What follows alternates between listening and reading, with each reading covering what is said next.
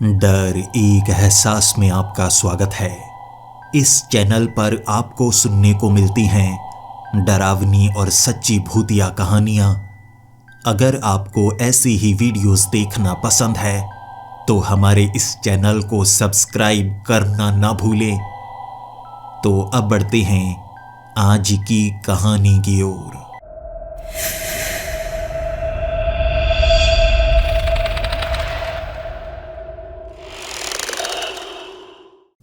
Hello दोस्तों, मेरा नाम जगदीश है और मैं लंदन शहर में एक छोटी सी घड़ियों की दुकान में काम करता हूं।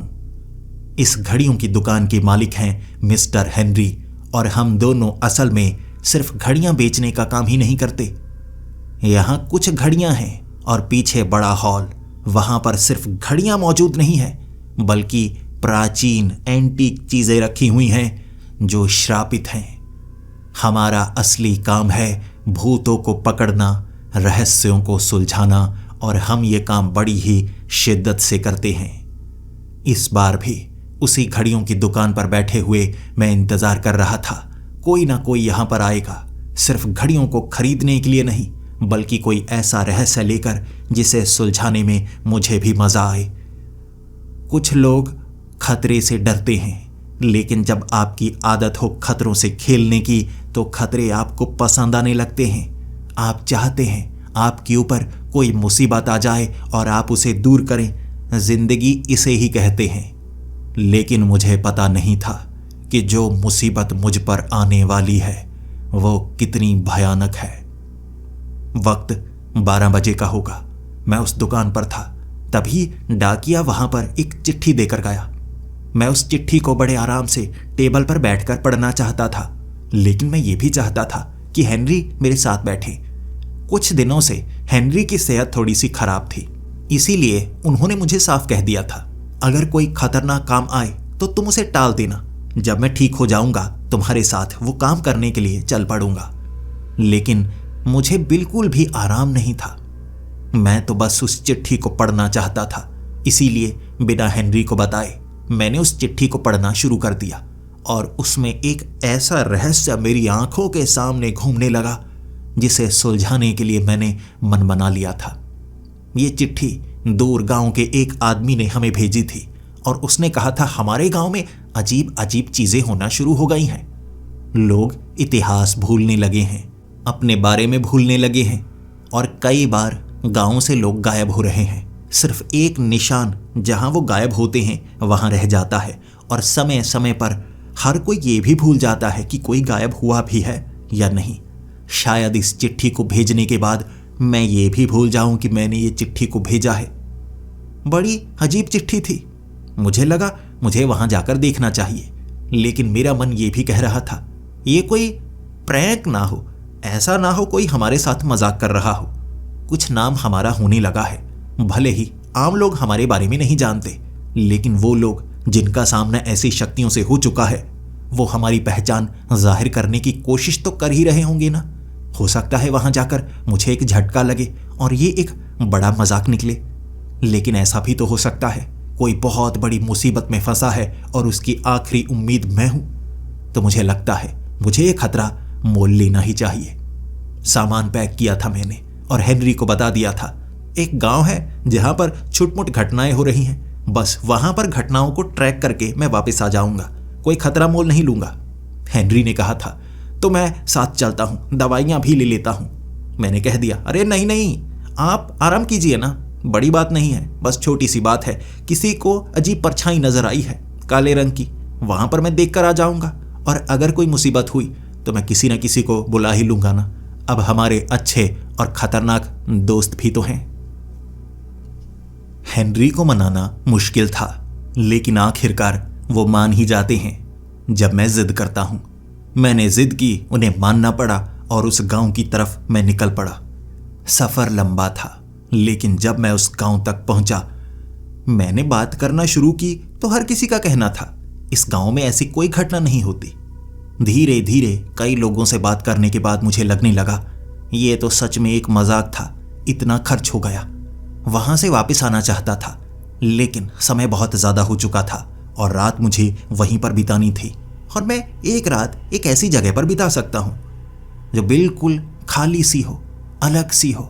दूर दूर तक कोई और गांव मौजूद नहीं था। आसपास जंगली इलाका था और इसके एक किनारे पर बसा हुआ यह गांव। घर तो काफी अच्छे थे, लेकिन कोई मुसीबत उस गांव पर नहीं थी। ठीक है ना, आराम से ऐसी जगह बिताकर कल सुबह यहां से निकलूंगा। उसके बाद मुझे लगा एक बार जिसने चिट्ठी भेजी है उस नाम को दोहराकर लोगों से पूछने की कोशिश करता हूं, क्या ये यहीं पर रहता है, और जो एड्रेस दिया है कोई ना कोई उस एड्रेस तक मुझे पहुंचा ही देगा। अंधेरा हो चुका है, जाकर मिलकर आता हूं। वहां गांव के एक आदमी को मैंने कुछ डॉलर्स दिए और उसको कहा कि आप उस गांव तक मुझे ले जा सकते हैं। वो मान गया, मेरे साथ चलने लगा और उस घर तक मुझे ले गया। नया बना हुआ वो घर, और उस लड़के का नाम जैनसन था। जैसे ही जैनसन अपने घर से बाहर निकला, वो आदमी मुझसे दूर चला गया और कहने लगा, मैंने तुम्हारा काम कर दिया, ये वो लड़का है। जैनसन की तरफ देखकर मैं अपनी पहचान बताना चाहता था, लेकिन जैसे वो अभी अभी नींद से उठा था और कहने लगा आंखों को मलते मलते, जी बताइए मैं आपकी क्या मदद कर सकता हूं। मैंने भी उसको कहा, क्या आप मुझे पहचानते हैं? ध्यान से देखने की कोशिश कीजिए। उसने मुझे बड़े ध्यान से देखा, आंखों को मलते मलते, लेकिन पहचाना नहीं। तो मुझे अपनी पहचान खुद बतानी पड़ी। जी मैं जगदीश हूँ, लंदन से आया हूँ। मैं वो घड़ियों की दुकान पर काम करता हूँ, वो मशहूर घड़ियों की दुकान। आपने मुझे चिट्ठी भेजी थी।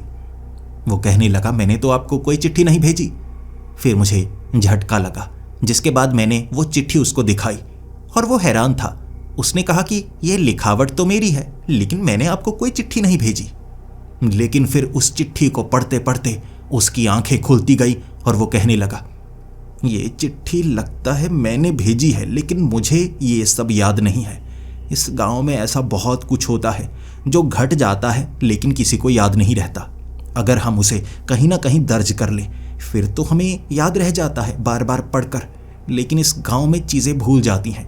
मुझे लगता है कुछ ना कुछ तो हुआ होगा जिस कारण मैंने आपको चिट्ठी भेजी है और उसके बाद मैं ये सब भूल गया। देखिए, अब मैं आपकी कोई मदद नहीं कर सकता, लेकिन अगर आपको मैंने बुलाया है तो आप कोशिश कीजिए। यहाँ अगर आपको कोई ऐसी रहस्यमय चीज़ समझ में आती है, भूलने वाली, चिट्ठी के अनुसार यहाँ लोग चीज़ों को भूल रहे हैं, आप ढूंढ सकते हैं, क्योंकि मैं आपको बुलाऊंगा क्यों, ये मेरे लिए एक खतरनाक चीज़ होगी ना, ऐसी किसी घटना से आपको आमने सामने करवाना। ये कहकर उसने अपना दरवाज़ा बंद कर लिया था।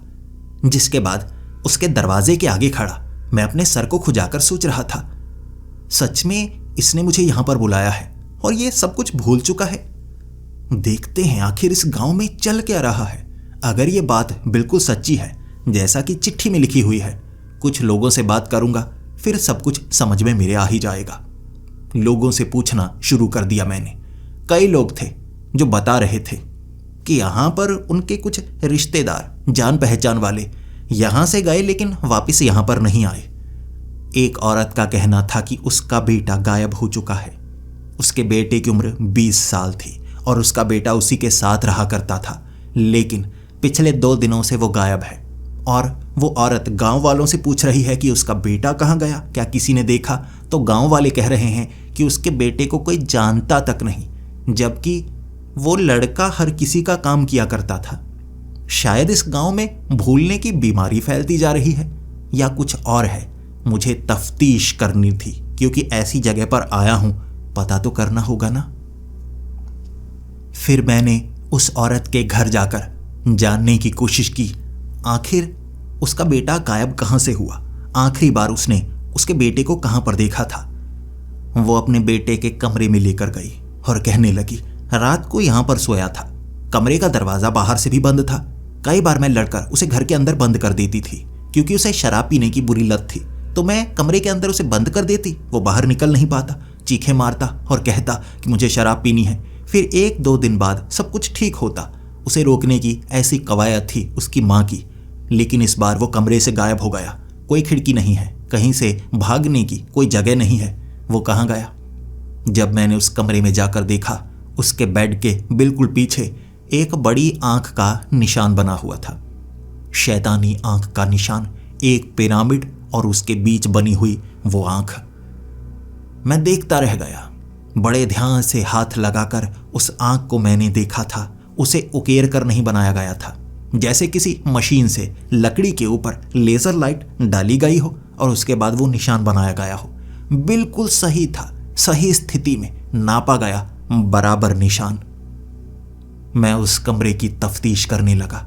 जानना चाहता था यहां पर कुछ ऐसा तो नहीं हुआ जिसे पारलौकिक माना जाए। मैंने अपनी जिंदगी में ऐसी ऐसी चीजें देख ली हैं कि अब मुझे हर चीज पर यकीन हो जाता है जब भी कुछ अजीब नजर आता है। मैं उस कमरे को अच्छे से देखता गया, चीजों को खंगालता गया, लेकिन कोई ऐसी चीज नहीं मिली जो बिल्कुल अजीब हो, सिवाय उस आंख के निशान के। उसके बाद मैंने उस आंख के निशान पर हाथ लगाकर अच्छे से चेक करने की कोशिश की तो महसूस हुआ वो आंख का निशान गर्म था। लकड़ी के ऊपर जैसे अभी अभी कुछ सेकंड पहले उस निशान को बनाया गया हो। लेकिन 15 से 20 मिनट तक मैं उसे ऑब्जर्व करता रहा। वो वैसा ही गर्म था, जैसे किसी ऐसी चीज से बनाया गया हो जो बहुत ज्यादा गर्म हो, या इसके अंदर कुछ ऐसा है जो गर्मी अभी भी छोड़ रहा है। आंख के उस निशान को तोड़ने की कोशिश की। एक कुल्हाड़ी से लकड़ी के उस हिस्से को तोड़ा मैंने, लेकिन धीरे धीरे जैसे जैसे आंख के निशान को मैं तोड़ता गया, दीवार में अपने आप आग निकलने लगी। अंदर कुछ नहीं था। लकड़ी अपने आप जलने लगी और दीवार का वो हिस्सा जलकर राख बन गया। लेकिन उस औरत ने मुझे कुछ नहीं कहा, बल्कि वो तो चाहती थी कि उसके बेटे को ढूंढा जाए। रात बहुत ज्यादा हो गई थी, मैं भी थक गया था और उसको मैंने कहा, कल ये काम आगे से शुरू करूंगा मैं। उसके बाद मुझे दिया गया वो घर। वहां जाकर बड़े आराम से मैं सो गया। अगली सुबह सबसे पहले मैं उस औरत के पास जाकर मिलना चाहता था, उससे जानना चाहता था उसके बेटे के बारे में, ताकि तफ्तीश अच्छे से कर पाऊं। लेकिन जैसे ही उस औरत के घर के आगे पहुंचा, वहां पर भीड़ लगी हुई थी जो ये जानना चाहती थी कि उसके घर के पीछे वाली दीवार इस तरह अपने आप जल कैसे गई, और इसका जवाब उस औरत के पास नहीं था। जिसके बाद गांव वालों को मैंने बताना शुरू किया, देखिए इस दीवार पर एक निशान बना हुआ था, मैंने उसे तोड़ने की कोशिश की और उसके बाद यह घटना हुई कि अपने आप आग लग गई, और इन्हें पता है, शायद ये आपको बता नहीं रही होंगी। वो औरत कह रही थी, मैं आपसे पहले कभी नहीं मिली। ये बात सुनकर मेरी आंखें खुली की खुली रह गईं। मैंने कहा, आपका बेटा गायब हो चुका है ना? उसने कहा, नहीं, मेरा तो कोई बेटा ही नहीं है।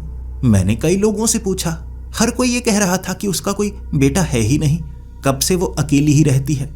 लेकिन उस औरत ने अपने घर में अपने बेटे की तस्वीरें दिखाई थी, जगह जगह लगी हुई वो तस्वीरें। जब मैं उसके घर में पहुंचा, तस्वीरें मौजूद थीं, लेकिन उसके पास जवाब नहीं था कि ये उसकी तस्वीरों के साथ ये कौन लड़का है।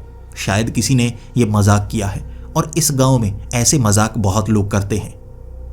उसके बेटे का जो चेहरा था ना, वो धुंधला किया गया था हर एक तस्वीर में, और जैसे रातों रात ये हो गया। ऐसा लग रहा है यहाँ कुछ बहुत बड़ा चल रहा है, और मेरी समझ से भी सब कुछ बाहर होता जा रहा था।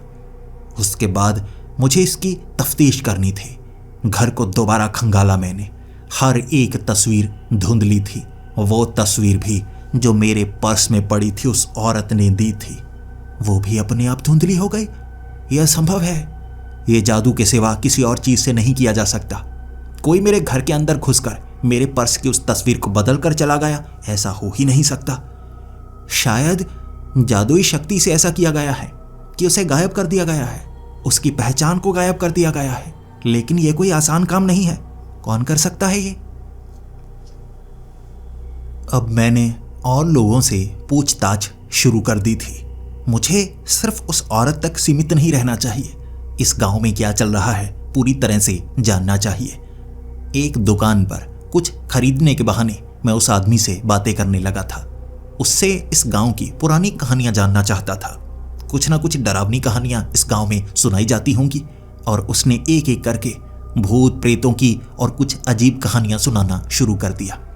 उसने कहा, काफी पहले से यहाँ पर भूत प्रेत देखे जाते हैं, और एक ऐसा ही काले रंग का प्रेत जो कि जंगल से इस तरफ आता है और यहाँ से वापस चला जाता है।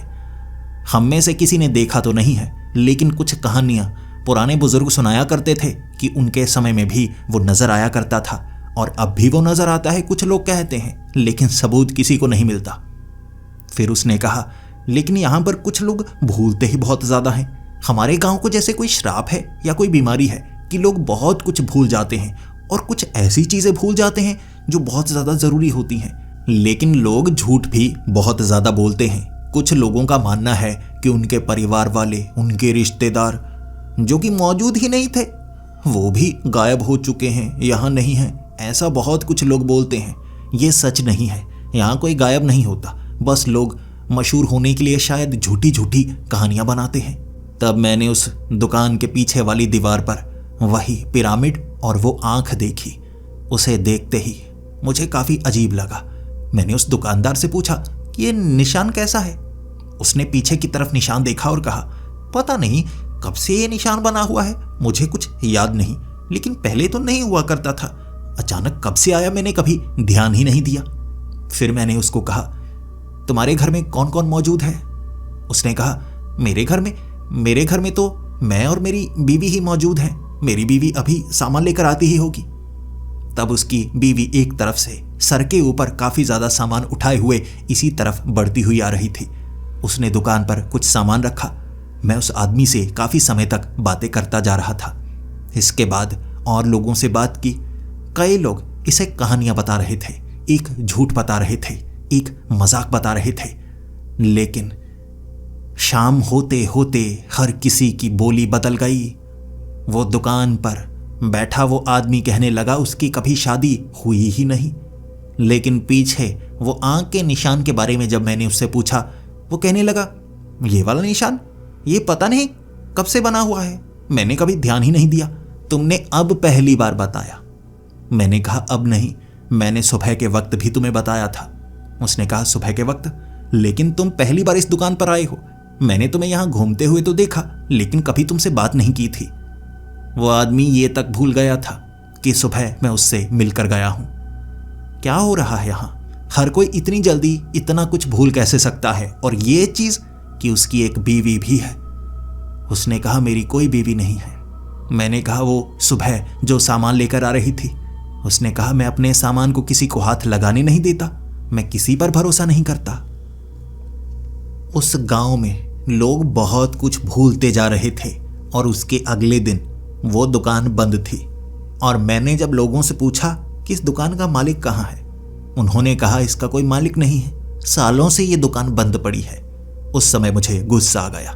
मैंने कहा, खुलवाओ इस दुकान को, इस दुकान में काफी सारा नया सामान पड़ा है। और जिद के कारण कुछ गांव वालों ने उस दुकान के आगे वाले उस शटर को तोड़ा, जिसके बाद दुकान को खोला गया और उसमें घास फूस और सड़ी हुई चीजें थी। दीवार पर रंग भी नहीं था जो कि मैंने पहले देखा था। कैसे वो आदमी गायब हो गया और उसकी पहचान तक गायब हो गई। उसका घर कहीं है ही नहीं, कोई गांव वाला मानने को तैयार नहीं था। ऐसा कोई परिवार जो दुकान चलाता हो, इस जगह किसी को कुछ याद नहीं था। पूरा का पूरा परिवार गायब हो गया क्या? ये चल क्या रहा है? मुझे जानना होगा। गांव वालों से मैं बात करता गया और हर गांव वाला हर बार मुझे ऐसा दिखाता जैसे मुझसे पहली बार मिल रहा हो। वो औरत भी दोबारा मुझसे मिली थी और कह रही थी, उसके सर में दर्द होता रहता है, ऐसा लगता है जैसे घर में उसे कोई घूर रहा हो। मैंने कहा, आपका बेटा तो नहीं, आपको कुछ भूल तो नहीं गया, आपका बेटा था? उसने कहा, मेरा कोई बेटा था ही नहीं, मेरी कभी शादी ही नहीं हुई, मैं ऐसे ही कुंवारी रही क्योंकि मुझे कोई पसंद नहीं आता था। फिर मैं बूढ़ी हो गई और तब से मुझे कुछ भी याद नहीं, मेरे साथ कोई कभी रहा ही नहीं। मैं तो हमेशा से अकेली रहती रही हूं। उसके घर में कई तस्वीरें कई जगह देखी। उसके 2 बेटे नजर आ रहे थे मुझे, 2 बेटे। उसका एक पति था, लेकिन अब वो कह रही है उसका कोई पति तक नहीं था, कोई बेटा तक नहीं था। चल क्या रहा है? तस्वीरें ऐसे धुंधली हो रही हैं जैसे बदल रही हों। उसकी तस्वीर जो मैंने पहले देखी थी, एक बेटा था, पति की और दूसरे बेटे की कोई तस्वीर नहीं थी। भले ही चेहरा अब भी मैं देख नहीं पा रहा था, लेकिन जैसे तस्वीरें बदली जा रही हों। मैंने गांव वालों से कई बार बात की और जितनी बार मैं उनसे मिलता उतनी बार वो हैरान होते कि मैं उनके बारे में इतनी सब चीज़ें कैसे जानता हूँ। सब कुछ वो भूलते जा रहे थे, लेकिन एक कहानी अटल थी। जंगल में एक काले रंग का शैतान रहता है। वो काले रंग का शैतान इस तरफ आता है, कुछ लोग कहते हैं, लेकिन हर कोई ये भी कह रहा था ये एक झूठी कहानी है। लोग कहते तो बहुत हैं, लेकिन ये सच नहीं है। तो मुझे लगा यहाँ के लोग तो या तो पागल हो चुके हैं या सब कुछ भूल रहे हैं। मुझे किसी ऐसी शक्ति को देखना होगा जो इस गांव में मौजूद हो। अपने साथ किसी भी तरह का कोई गैजेट लेकर नहीं आया था। मुझे लगा था आसान काम होगा, कोई बड़ी बात नहीं होगी, लेकिन यहाँ पर तो बड़ी बात चल रही है। मैं अपने गैजेट्स तभी लेकर आऊँगा अगर यहाँ कोई बड़ा हादसा मुझे नजर आता है या महसूस होता है। अभी तो लोगों की याददाश्त ही बदली जा रही है, ऐसा महसूस होता है मुझे। रात के वक्त मैं इंतजार करने लगा। घूम रहा था उन गलियों में जहां घर से बाहर कोई निकलना नहीं चाहता था। लोग रात को थोड़ा डरते थे, लेकिन उन गलियों में घूमते घूमते मुझे महसूस हुआ वो मेंढक जैसी बदबू सच में गांव से आ रही है। जो कहानियों में बताया जा रहा था कि जब मेंढक की बदबू आना शुरू हो जाए ना, वो काले रंग का शैतान जंगल से गांव की तरफ आ रहा होता है, और जब वो बदबू बहुत ज्यादा बढ़ जाए, समझो वो गांव में पहुंच गया। उससे ये बदबू आती है, लेकिन उसे देख कोई नहीं पाता, वो सिर्फ कहानियों का हिस्सा है। मुझे गांव के हर हिस्से में मेंढक की वो गंदी सी बदबू आ रही थी। बार बार वो बदबू अलग अलग जगह पर आती, कभी तो तेज हो जाती, कभी कम हो जाती। जैसे जैसे वो बदबू काफी कम होती गई, मैंने महसूस किया गांव के दाहिने हिस्से में वो बदबू सबसे ज्यादा आ रही है, तो मैं उस तरफ बढ़ने लगा। जब वो बदबू कम होने लगी, तब जंगली इलाके में एक लालटेन पकड़े एक काले रंग का इंसान दिखा जो आगे की तरफ बढ़कर जा रहा था। उसके आसपास कोई नहीं था। वो मुझे कुछ अजीब लगा, छिपते छिपाते इधर उधर झांकते हुए कि कोई उसे देख तो नहीं रहा। जिस तरह से वो जंगल की तरफ जा रहा है, कुछ ना कुछ तो गड़बड़ है उसके साथ। मैं उसका पीछा करता हूँ, देखता हूँ वो छिपने की कोशिश क्यों कर रहा है। क्या ये वही शैतान तो नहीं जिसकी कहानियां गांव वाले सुनाते हैं? ये सब एक बड़ा मजाक तो नहीं? एक बार तो सच का पता लगाना होगा। मैं उसके पीछे पीछे बढ़ता गया। अंधेरा काफी ज्यादा था। जो उसके हाथ में लालटेन थी, उसकी रोशनी का पीछा करना कोई मुश्किल वाला काम नहीं था। अंधेरे में रोशनी की तरफ ही तो बढ़ना है। लेकिन वो आवाजों का खास ध्यान रख रहा था कि कोई उसका पीछा तो नहीं कर रहा, इसीलिए छिपते छिपते वो आगे बढ़ता गया। मैं उसका पीछा करता गया और वो जंगल के घने इलाके में जाता गया जहां पर बड़े बड़े पेड़ पौधे लगे हुए, और उन पेड़ पौधों के बीच से जब वो निकल रहा, आवाज काफी ज्यादा हो रही थी और ये एक मुसीबत वाला काम था, क्योंकि अगर मैं उसका पीछा करता तो आवाज मेरे पैरों की भी होती, उससे उसे पहचान हो जाती। लेकिन एक समय ऐसा आया, मुझे लगा मुझे उसे दबोच लेना चाहिए, पता करना चाहिए, और मेरे पास इतने गैजेट तो हैं, अगर सच में कोई वो रूहानी शैतानी शक्ति हुई तो मैं उससे मुकाबला कर पाऊंगा, कम से कम बच तो पाऊंगा ही। मैं उन झाड़ियों को चीरता हुआ उसके पीछे भागने लगा, और जब उसने भागना शुरू किया, मैं समझ गया वो डर चुका है और शायद कुछ ना कुछ ऐसा कर रहा है जिसका उसको डर है कि कोई जान ना ले। भागता गया और आगे मैंने एक तालाब के पास चारों तरफ लगे हुए अजीब पीपल और बरगद के पेड़ देखे। ऐसे पेड़ मैंने कभी नहीं देखे थे। हर पेड़ जमीन से निकला हुआ होता है, लेकिन उन पेड़ों में छेद नहीं होते। जिन पेड़ों में छेद हो चुके होते हैं वो पेड़ गल चुके होते हैं। यहाँ पर बिल्कुल नए बड़े बड़े मोटे पेड़ थे और कई पेड़ों में छेद था। पता नहीं कब और कहां और कैसे वो किसी छेद के अंदर चला गया। सरकने की आवाज तो आई, उसके बाद कोई आवाज नहीं, और मैं वहां पर बिल्कुल सन्नाटे में ऐसे बिना आवाज किए उसे ढूंढ रहा था कि कहीं कुछ आवाज हो, मैं पीछा करना शुरू करूं। ऐसे ही पागलों की तरह मैं किसी पेड़ के अंदर घुस नहीं सकता था। मेरे पास कुछ नहीं था और उसने लालटेन को बुझा दिया ताकि वो छिप पाए। एक तो उसका रंग काला, उसने जो पहना हुआ था वो भी काले रंग का ही था, इसीलिए इस अंधेरे में उसे ढूंढना असंभव के समान था। तो मैंने आवाजें लगाना शुरू कर दी। आवाजें लगाता लगाता मैं उसे बाहर बुलाना चाहता था, मैं उसे ललचाना चाहता था, कि मैं एक कमजोर इंसान हूं, डरा हुआ हूं, उसका पीछा कर रहा हूं। मुझे कुछ नहीं पता।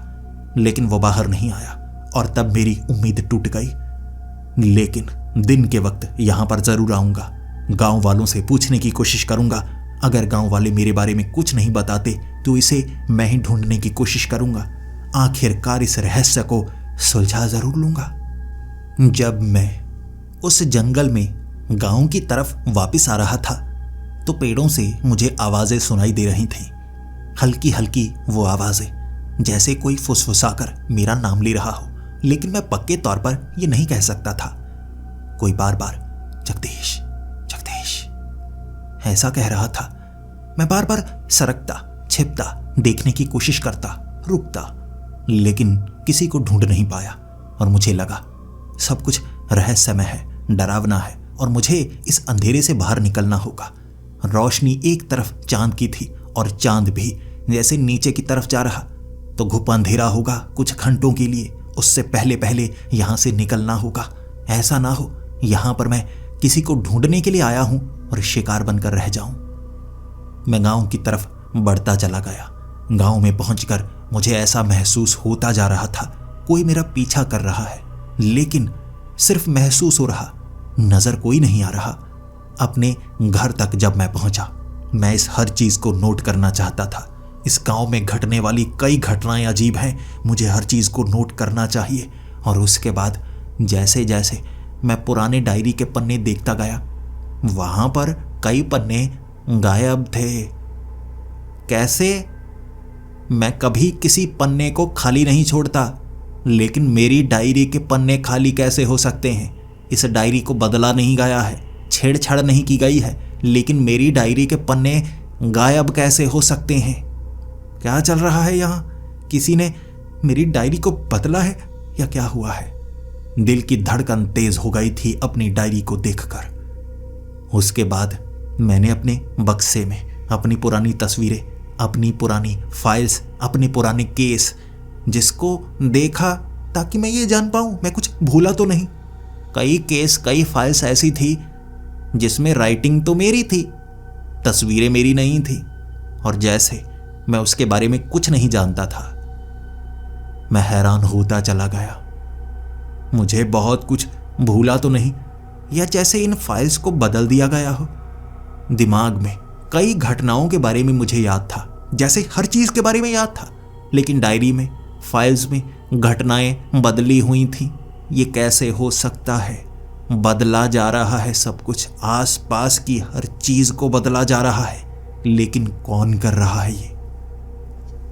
उसके बाद जब मैंने सामने वाले टेबल पर रखी हुई वो छोटी घड़ी देखी, वो लॉकेट वाली घड़ी, भागता हुआ उस घड़ी को हाथ में लेकर खुली आंखों से उसे छू रहा, मैं बार बार महसूस कर रहा, असंभव, असंभव, ये घड़ी ऐसे यहां पर कैसे हो सकती है?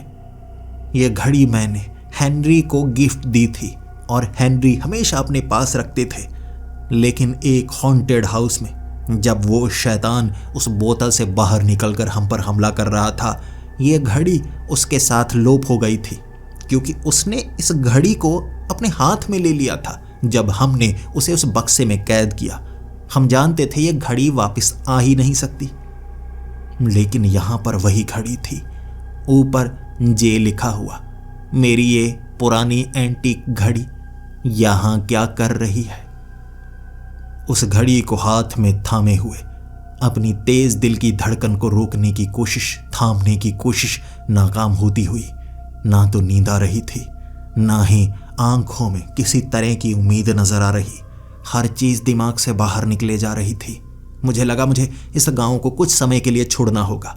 जब हर चीज सोच से बाहर चली जाए, शुरुआत फिर से वहीं से करनी चाहिए जहां से आपने पहले शुरू किया, दोबारा वहां से करो। मुझे इस गांव से निकलना होगा। और अगली सुबह मैं उस गांव से निकला, वापस उस घड़ियों की दुकान में जाकर अपने गैजेट्स यहां लेकर आना चाहता था।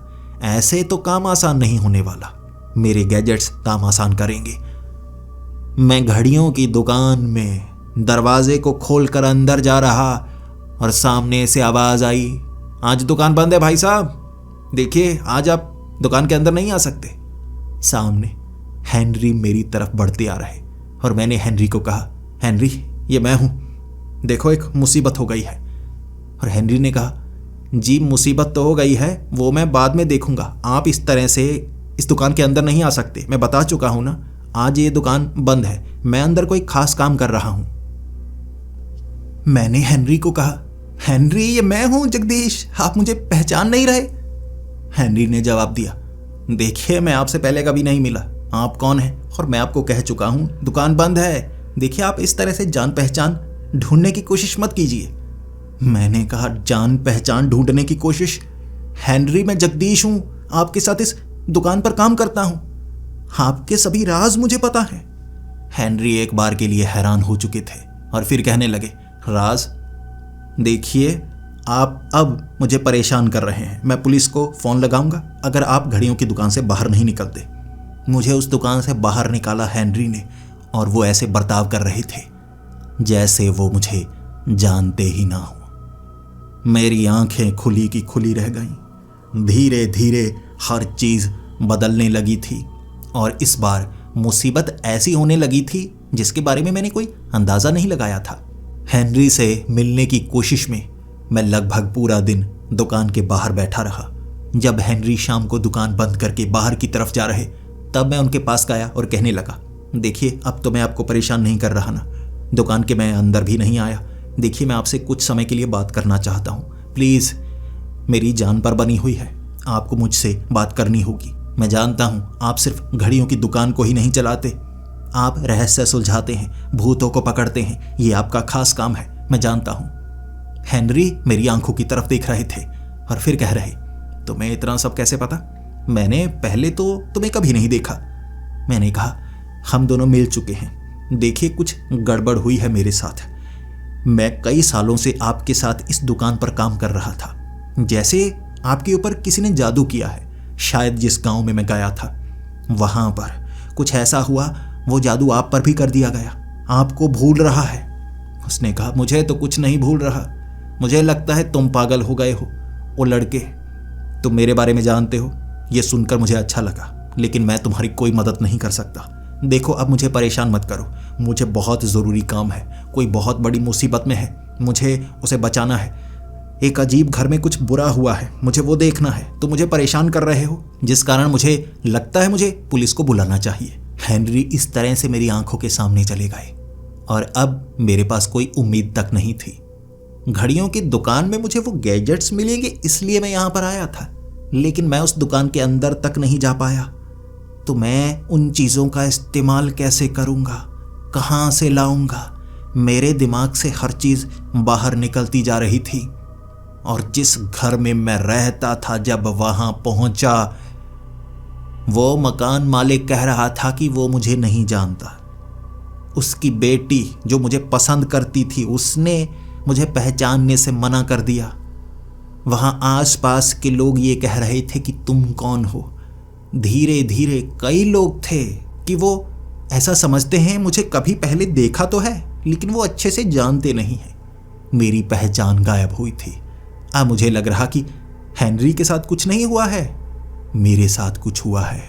कोई मुझे पहचान क्यों नहीं रहा? क्या गड़बड़ चल रही है? मैंने फ़ोन लगाने शुरू किए। मेरे कई दोस्त थे, किसी ने मुझे नहीं पहचाना, कोई मुझे नहीं पहचान पा रहा। और तब मुझे लगा मैं बड़ी मुसीबत में हूँ। मेरी तो पहचान गायब हो गई है, मैं किसी की मदद नहीं ले सकता और सब कुछ मेरे दिमाग से भी बाहर है। शायद मुझे उस गांव में दोबारा जाना चाहिए, लेकिन मुझे क्यों लग रहा है उस गांव में जाने के बाद हो सकता है मैं वापस ही ना आऊं और मुझे ढूंढने के लिए कोई नहीं आएगा, कोई नहीं। मैं उसी गांव में दोबारा पहुंच गया और हैरान था, कोई मुझे पहचान नहीं रहा था। हर किसी ने पहचानने से इनकार कर दिया। मैं यहाँ पर पहले आया भी हूँ, किसी ने ये नहीं माना। सब कुछ बदल गया था। वहाँ पर वो औरत मुझे नजर नहीं आई। वो दुकान को कोई और चला रहा था और कह रहा था पिछले 30 सालों से वो इस दुकान को चला रहा है। वहाँ पर एक छोटा सा स्कूल था, उस स्कूल के साथ एक दुकान थी जहां पर शराब बेची जा रही, जबकि ये दुकान पहले मौजूद नहीं थी। लेकिन ये दुकान देखने में ऐसे लग रही जैसे 10 से 20 साल पुरानी हो। चीज़ें बदल चुकी थी, गांव बदल चुका था। मुझे लग रहा था मेरे दिमाग में गड़बड़ है, मैं भूल गया हूं या सामने चीज़ें बदली हैं। किसी चीज़ पर यकीन नहीं किया जा सकता था। मैं अकेला पड़ गया था और उसके बाद वही घर मुझे दोबारा दिया गया। और जैसे ही मैं उस घर में पहुंचा, वहां पड़ा टेबल पर वो लॉकेट नजर आया। हड़बड़ी में जेब में हाथ डालकर मैंने वो लॉकेट निकाला। ये तो वही लॉकेट है। बिल्कुल ऐसे 2 लॉकेट कैसे हो सकते हैं? कमाल की बात है, ये एक लॉकेट भी मेरे हाथ में आना असंभव के समान है, क्योंकि इसे तो कैद किया जा चुका है। लेकिन ये 2 हूबहू एक जैसे कैसे? पूरी तरह से एक जैसे थे, जैसे इनकी नकल तैयार की गई हो। लेकिन एक थोड़ा सा पुराना, एक थोड़ा सा नया लग रहा। सोच में पड़ा हुआ था मैं। मेरी मदद के लिए कोई नहीं आने वाला। किसी को पता तक नहीं था कि कोई जगदीश भी यहां पर मौजूद है। यही तो चीज थी जिससे मुझे सबसे ज्यादा डर लग रहा था। तब किसी ने मेरे घर का दरवाजा खटखटाया। एक बार के लिए डर गया, क्योंकि यहां पर लोग किसी से मिलने के लिए नहीं आते और मुझे तो समय समय पर भूलते जा रहे हैं। तो मेरे घर का दरवाजा किसने खटखटाया होगा? कहीं ऐसा तो नहीं इस घर में भी कोई रहने वाला बदल चुका है? सामने मैंने दरवाजा खोला तो मेरी आंखें खुल गईं। मेरे सामने जो आदमी खड़ा था, मैं उसे पहचानता था। Victor Mahajan, the dead man. और उसने मुझे अंदर की तरफ किया और कहा, जल्दी से दरवाजा बंद करो। और मुझे लगता है कुछ गड़बड़ चल रही है और तुम्हारे इर्द गिर्द चल रही है। क्या तुम मुझे शुरू से बताओगे या मैं तुम्हें बताना शुरू करूं? उसकी बातें सुनकर इतनी खुशी हुई कि मैं सब कुछ बताने लगा कि यहाँ क्या चल रहा है। लेकिन मैं हैरान था, आखिर उसे मेरे बारे में कैसे पता? अगर मेरी पहचान गायब हो चुकी है तो उसे कैसे याद है? और वो कहने लगा, मैं कितनी बार मर चुका हूं मुझे खुद याद नहीं। हर बार इसे अलग जन्म ही कह सकते हो। तो मेरी यादों को बदलना कोई आसान काम नहीं, ये बहुत मुश्किल काम है। और चाहे हर चीज़ बदल जाए, लेकिन मेरे दिमाग को बदला नहीं जा सकता। मैं सिर्फ इस समय रेखा से नहीं बंधा हूं, मैं कई समय रेखाओं से बंधा हूं। तो हर एक को बदलना होगा मेरे दिमाग को बदलने के लिए। इसीलिए जैसे ही मुझे लगा इस समय रेखा के साथ छेड़छाड़ की जा रही है, तो मैं महसूस कर गया। फिर मुझे लगा ये कहां से हो रहा है और क्या चीज़ जो ये कर सकती है। मैं उसे ढूंढना चाहता था, लेकिन जब तुम्हारी ऊर्जा को मैंने क्षीण होते हुए महसूस किया मेरी यादों में, तब मुझे लगा तुम्हारे साथ कुछ गड़बड़ चल रही है और मैं सीधा यहां पहुंच गया। और तुम्हारी बातों से लगता है कोई तुमसे बदला ले रहा है, तुम्हारी पहचान गायब करना चाहता है। और मुझे लगता है वो तुम्हें भी गायब करना चाहता है। लेकिन कैसे, ये हमें यहां पर ढूंढना होगा इससे पहले कि तुम्हारे साथ कुछ हो जाए। मैं अपने दुश्मनों का जितना ख्याल रखता हूं, अपने दोस्तों का भी उतना ही ख्याल रखता हूं। उस रात मैं और विक्टर बैठे ये बातें कर रहे थे कि हमें आगे क्या करना चाहिए। क्या गांव वालों से बात करनी चाहिए या कुछ और जानना चाहिए। लेकिन विक्टर का कहना था कि गांव वालों से बात करके कुछ फायदा नहीं होगा, हर किसी की बात बदलती जाएगी। और मेरे दिमाग में अपने आप ख्याल क्यों बदल रहे हैं? मैं तुम्हें कब से जानता हूं, कैसे जानता हूं? 2 छवियां मेरे दिमाग में आ रही हैं। एक तो कह रही हैं कि हम दोनों कभी मिले ही नहीं। एक तुम्हारी जिंदगी में जो जो हुआ, मुझे जो सब पता है, वो शायद इस समय रेखा में बदलाव किए जा रहे हैं। और ये कौन कर सकता है? कोई साधारण इंसान तो ये कर नहीं सकता। यहां पर कोई ऐसी ताकत तो होगी जो ये काम कर रही है। भले ही उस ताकत को मैं थोड़ा महसूस कर सकता हूं, लेकिन अगर तुम कुछ जान पाए हो तो वो बता दो। मैंने वो सब कुछ बताया, और वो काले शैतान के बारे में भी। और विक्टर का कहना था, हम समय बर्बाद नहीं कर सकते, हम सुबह होने का इंतजार नहीं कर सकते। अगर तुम्हें पता है कि वो पेड़ कहां पर है तो चलो हम वहां पर चलते हैं। बस एक बार वो हाथ लग जाए, ज्यादा समय नहीं लगेगा मुझे उसे मारने में। जानता था मैं विक्टर कितना ताकतवर है, लेकिन उसकी कुछ कमजोरियां जरूर हैं जो मुझे तो पता है। लेकिन अगर उस शैतान को भी पता हुई, वो इसका इस्तेमाल कर सकता है।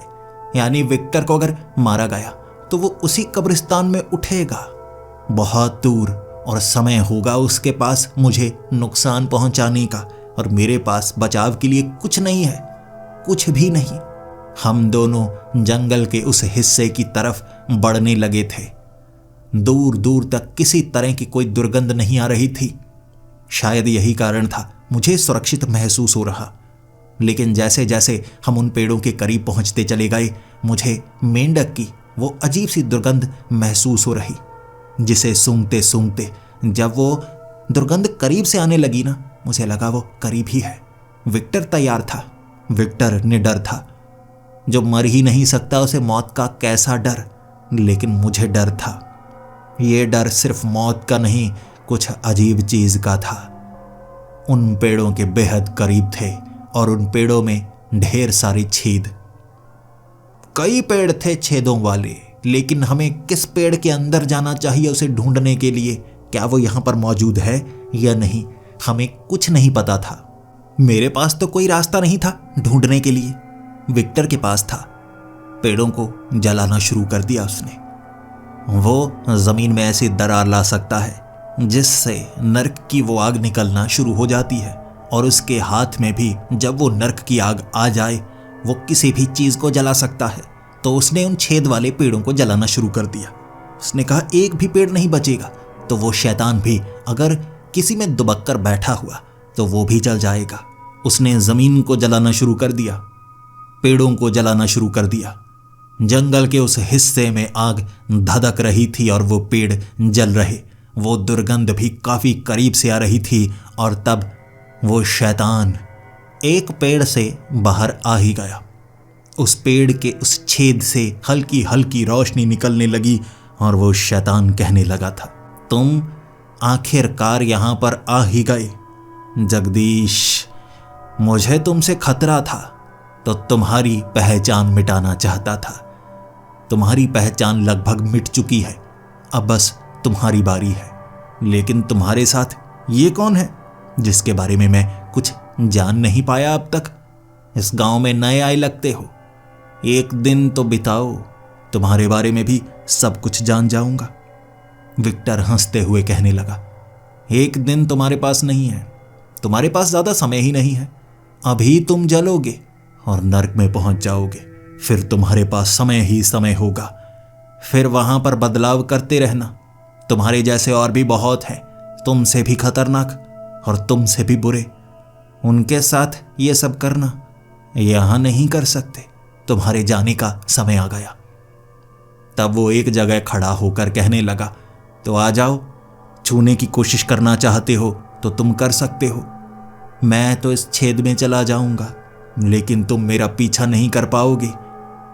जब मैं तुम्हारी कमजोरी ढूंढ लूंगा, फिर तुम्हें मिटाने का रास्ता भी पा ही लूंगा। तुम कोई साधारण इंसान नहीं लगते। विक्टर ने बिना सोचे उस पर हमला करने की ठान ली। विक्टर ने छलांग लगाई थी, लेकिन सामने से वो कब गायब हो गया पता नहीं चला, और विक्टर उसी छेद में फिसलता हुआ, खींचता हुआ, जैसे कोई ताकत थी जो उस छेद में उसे खींच रही थी, और विक्टर पेड़ के उस छेद में चला गया। उस पेड़ पर वो आंख का निशान अपने आप उभर गया, और सामने वो शैतान आकर हंसता हुआ कहने लगा, वाह, एक ताकतवर इंसान को लेकर आए थे, लेकिन मेरी चाल में हर कोई फंस ही जाता है। भले ही अपनी ताकत से उसे इतनी आसानी से मैं फंसा नहीं सकता था, लेकिन जहां उसे भेजा है वहां से वो वापस नहीं आ पाएगा। मैंने गुस्से में कहा था, तुम अगर उसे मार भी दोगे तो वो मौत के मुंह से भी वापस आ जाएगा। उसने कहा, मौत के मुंह से तो वापस आ जाएगा, समय के मुंह से कौन वापस आया है? वो इस समय में नहीं, किसी और समय में चला गया है, जहां से मरने के बाद भी वापस आया नहीं जा सकता। जान गया था उसकी ताकत, उसे जितनी बार मारो वो उठकर वापस आ जाएगा, लेकिन इसी समय में आएगा ना। अगर उसकी मौत ही किसी और समय में हो तो वो जिंदा भी तो उसी समय में होगा, और कैद भी हमेशा के लिए उसी समय में। अब तुम्हारी मदद के लिए कोई नहीं आएगा, और तुम्हारा अंत भी नजदीक है। तुम भी हमेशा के लिए गायब हो जाओगे, और तुम्हारी पहचान तुम्हारी हस्ती भी किसी को पता नहीं रहेगी। भूल जाएंगे सब, कोई जगदीश भी हुआ करता था। मैं विक्टर को बचाना चाहता था, इसीलिए उस शैतान से भिड़ने के लिए मैं आगे गया और उसने मुझे पकड़ लिया। लेकिन वो छल करता था। असल में सामने वो था ही नहीं, एक अजीब सा पेड़ था जिसे उसने अपना रूप बनाया हुआ। तभी तो विक्टर फंसा, और यही गलती मैंने भी की। जब वो सामने से गायब हुआ तो एक पेड़ के छेद में मैं भी फिसलता चला गया। उस पेड़ के आगे इतनी फिसलन थी जैसे कोई ताकत खींच रही हो। उसमें मैं खींचता चला गया और जैसे उसने मुझे हमेशा के लिए गायब कर दिया। दोस्तों, क्या सच में विक्टर और जगदीश का यही अंत था? हमेशा के लिए मिट जाना। जगदीश की पहचान तो मिट चुकी थी, क्या वो भी हमेशा के लिए गायब हो गया? और विक्टर, जिसे मारा ही नहीं जा सकता, क्या वो ऐसे समय में चला गया जहां से वापस नहीं आ पाएगा? दोस्तों, आगे आने वाला एपिसोड बहुत ही रोमांचक होने वाला है। इस सीरीज के साथ जुड़े रहें, हर सवाल का जवाब मिलेगा। तो मिलते हैं अगली वीडियो में, तब तक के लिए डरते रहें।